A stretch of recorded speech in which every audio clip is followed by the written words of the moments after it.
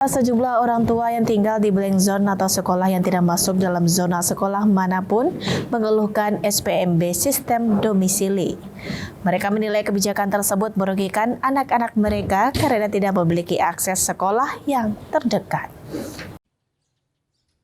Sejumlah orang tua yang tinggal di wilayah blank zone mengeluhkan anak-anak mereka tidak lulus pada sistem penerimaan murid baru SPMB 2025-2026. Terutama pada jalur domisili. Mereka menilai kebijakan tersebut merugikan anak-anak mereka karena tidak memiliki akses sekolah terdekat. Seperti yang diungkapkan oleh sejumlah warga Kelurahan Gurun Laweh Nan 20, Kecamatan Lubuk Begalung, Kota Padang. Mereka menyebutkan sekolah yang terdekat dari rumah mereka yakni SMP Negeri 8 dan SMP Negeri 9 dan SMP Negeri 17 Padang. Berdasarkan titik koordinat jarak rumah dari sekolah tersebut lebih kurang 1 kilometer. Sementara yang diterima titik terakhir saat dicek di sistem SPMB berjarak 700 meter lebih. Alhasil nama anak-anak mereka terlempar dari daftar sekolah negeri karena sistem. Mereka pun bingung anak-anak mereka akan disekolahkan kemana. Hal ini perlu menjadi perhatian pemerintah kota, terutama anak-anak yang berada di blank zone karena kondisi ini selalu terjadi setiap tahunnya. Menurut mereka, pemerataan sekolah perlu dilakukan oleh pemerintah, khususnya dalam konteks sistem domisili. Hal ini untuk memastikan akses pendidikan yang adil bagi semua siswa, termasuk mereka yang berada di rayonisasi. Karena sistem rayon memungkinkan calon siswa memilih sekolah di luar domisili dalam satu rayon. Hal ini dianggap lebih adil dan memberikan kesempatan seluas-luasnya bagi calon siswa untuk memilih sekolah sesuai minat dan kemampuannya. Sebenarnya ini tentu menjadi keluh kesah bagi kami para orang tua wali murid yang berada di zona blank. Dan ini tentu tidak saja kami, ada masyarakat kita di kecamatan lain yang juga berada di posisi kami. Misalnya kami seperti di Gurun Laweh ini, SMP terdekat itu adalah SMP 8, SMP 9, dan SMP 17.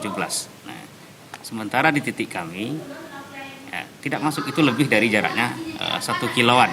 Sementara yang penerimaan itu, titik terakhirnya paling tinggi kami cek di sistem itu, ada di 700-an, itu untuk siswa terakhirnya. Nah, akhirnya kami mau tidak mau anak-anak kami tentu tergradasi karena tidak masuk kepada titik koordinat tadi. Lalu bagaimana nasib anak-anak kami ini yang berada di zona blank ini? Kemana mereka akan sekolah?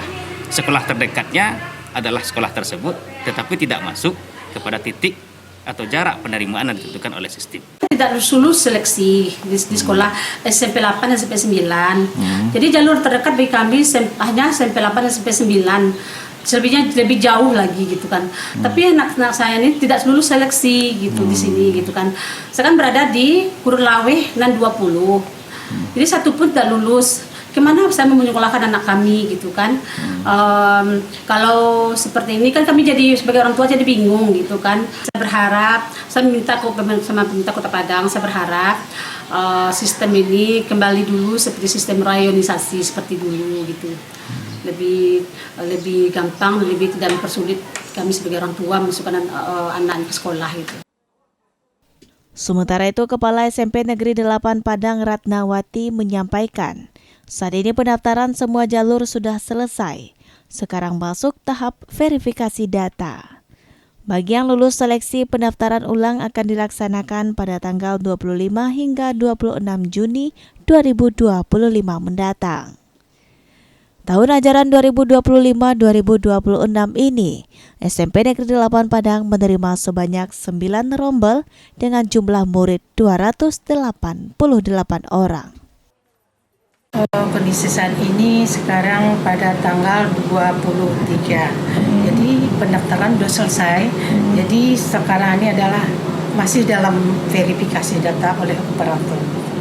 Kemudian besok tanggal 24 adalah pengumuman hasil yang dikeluarkan dari pendaftaran yang 4 jalur tadi.